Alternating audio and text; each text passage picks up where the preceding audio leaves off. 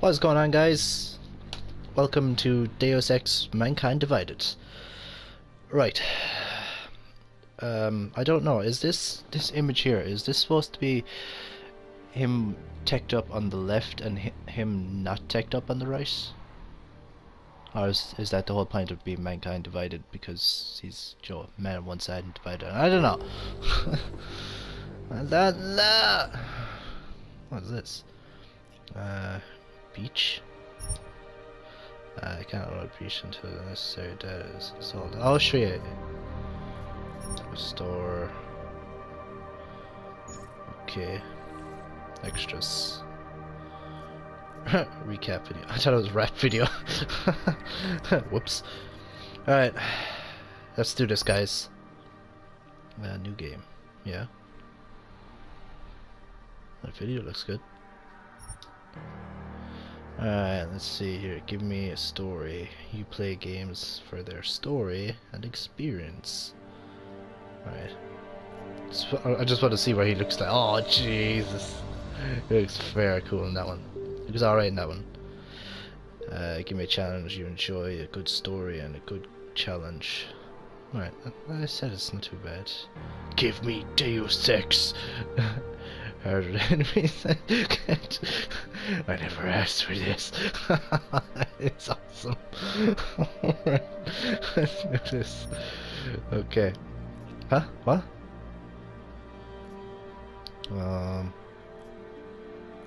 Standard breach. But I played Human Revolution, so I'm just let's see here. Jump, yeah, reload, take down. What? Inventory wheel, crouch.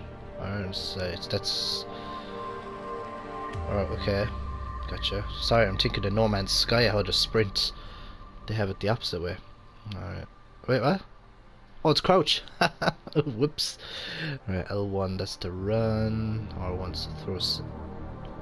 Throw? Throw secondary weapon? What, are we gonna be throwing our guns like Jason Bourne? Enter cover, L2. Fire R2. Okay, let's do it. The year was 2027. Advances in biotechnology were helping people improve their physical and mental abilities to an amazing degree. Provided, of course, they had enough money. A new breed of people was emerging.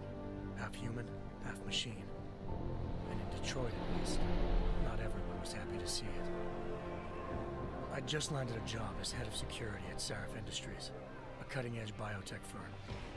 David Sarif himself handpicked me for the job. Said he needed me to keep his people safe. My ex, Megan Reed, was one of them. Brilliant neuroscientist, Megan had found a way to make augmentation safe and affordable for everyone. All she had to do was present her research to Congress. But the night before her big meeting, my security measures failed. A team of Black Op mercenaries stormed into Sarif headquarters, massacring everyone in sight. 3 of the mercs were heavily augmented walking tanks. Their mission? Take out Megan and her team. I tried to stop them, but their leader tossed me through a plate glass wall. Last thing I heard as his bullet slammed into my brain was Megan's dying scream. I should have died with her. Only I didn't. High-end military-grade enhancements saved my life. The best augmentation Sarif's money could buy. Took me half a year to get a feel for her. Should have taken longer. But 6 months into my recovery, Sarif Industries was attacked again. This time, by a radical group of pro-human purists. Violent, militant, and fanatically opposed to human augmentation. They claimed to be members of Humanity Front, a non-profit organization that wanted the UN to limit biotechnology research. The thugs broke into Sarif's factory and found machinists working overtime on a top-secret military augment called the Typhoon. Sarif sent me to retrieve it. And when I did, I found one of the so-called purists next to it, wired with cerebral implants, trying to download its classified specs. Obviously, something more was going on. The AUG killed himself before I could question him. Sarif ordered me to dig deeper. This is awesome. It's going back through the whole game. Sarif set up cybersecurity. I did. Turns out a second hacker had been controlling the AUG's actions from somewhere off-site. Pritchard and I tracked his signal to a secret FEMA internment camp in Detroit. The Black Op mercenaries were there. The same mercs who'd left me for dead 6 months before. Yeah. Figured they'd try again when they saw me. Wasn't so easy for them this time. They took out the tank named Barrett. Even got him to give me a new lead. A penthouse apartment in China.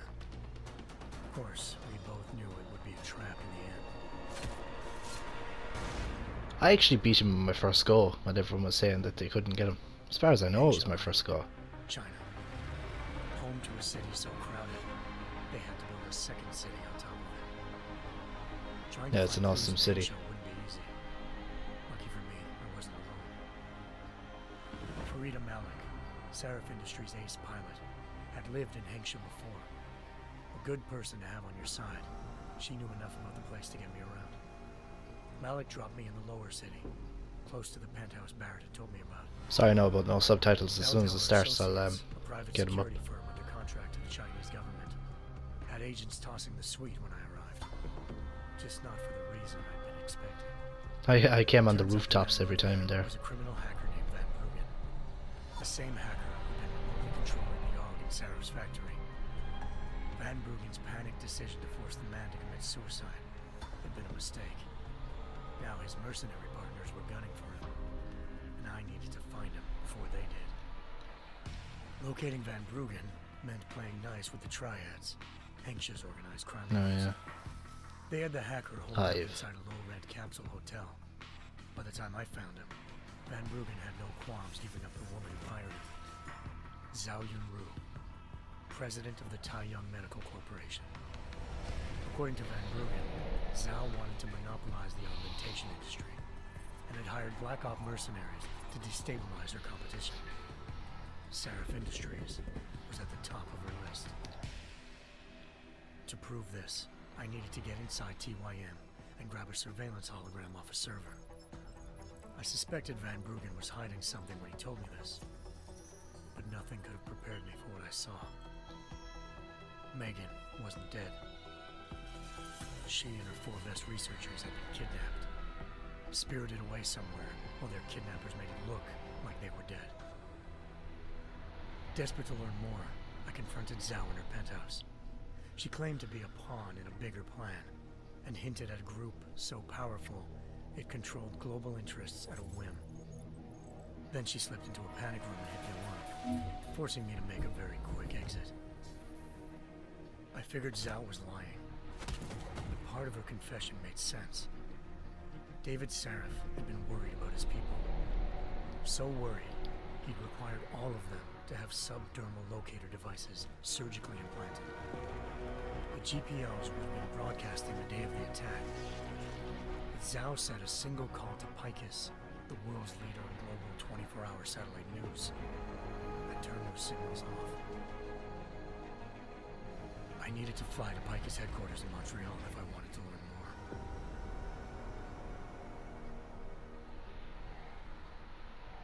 Eliza Cassan, Picus Communications' First Lady of News. Malik thought I was reaching when I told her Eliza was involved in this. The world's most famous news anchor, working with a mercenary hit squad.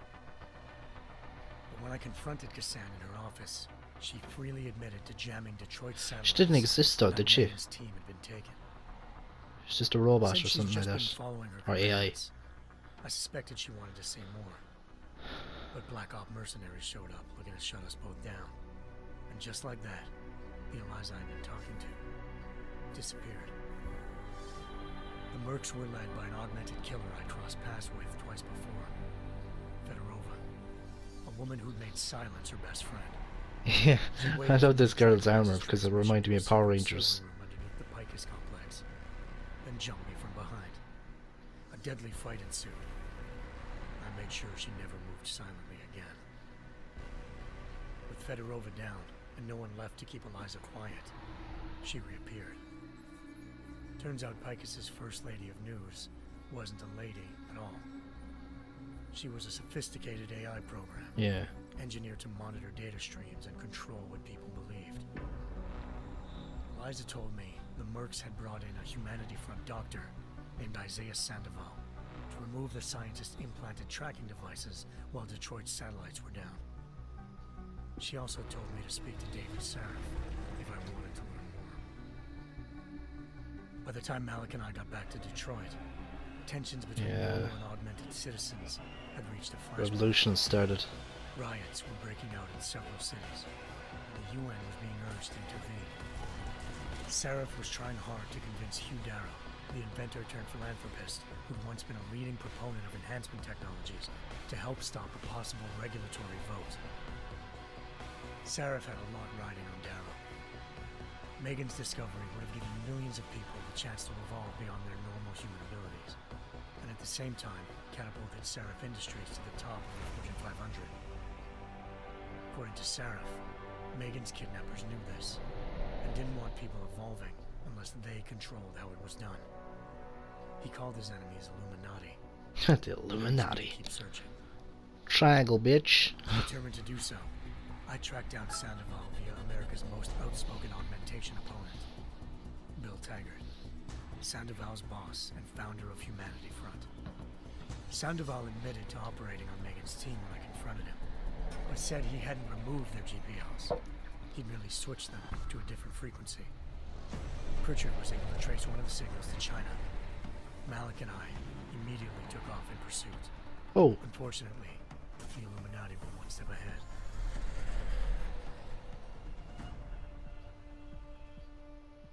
Ambushed. Shot out of the sky by Bell Tower Associates, seconds after entering Hengsha's airspace. Malik's piloting skills saved me. After a tense and bitter struggle, I escaped into Lower Hengsha. The tracking signal I was following led straight to the Triads, or more specifically, to the augmented arm of Tong Si Hung. There was an option to get her to spy, wasn't there? Tong said To kill off the enemies in time. Which Bell Tower had left at their door. Bell Tower. Meaning, at least one of Sarif's scientists was dead. I remember I killed everyone, and then I come into him, talk with him, come back out and kill everyone who's left. Slip aboard a Bell Tower ship. It was sailing to Rifleman Bank Station, a military base in the South China Sea. Bell Tower was holding kidnapped civilians as prisoners there, and using them to perfect the Chiron project, a human-computer interface that left most of its test subjects dead. My search for Megan would have ended then, if not for a mysterious ally named Quinn. In exchange for my help exposing Bell Tower, he slipped me aboard a second ship headed to Singapore, and an Illuminati-run biotech facility called Omega Ranch. 3 of Sarif's scientists were there, forced by their captors to create a technology capable of remotely shutting down augmented abilities. Thanks to an emergency recall notice issued by the World Health Organization, millions of people all over the world already had the biochip installed. I never actually did that. I didn't know what to do, so I just kept going.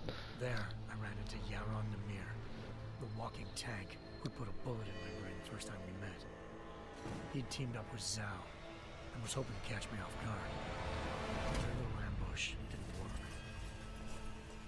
I found Megan in a suite belonging to Hugh Darrow, the billionaire philanthropist who'd Sarif had called on for help. Darrow had convinced her to go along with the biochip plan by promising to sabotage the tech.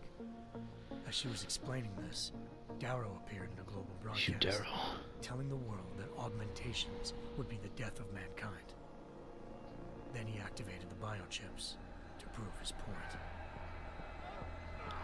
Yeah, they turned into a form of zombie kind of type, wasn't it? Darrow had betrayed everyone, and it was up to me to set things right.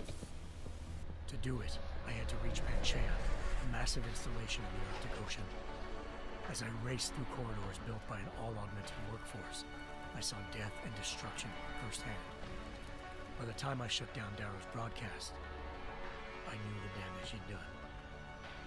Still, humanity's future remained unclear. How would the world react to this sabotage? Would people ever regain their faith in augmentations again? What would be the Illuminati's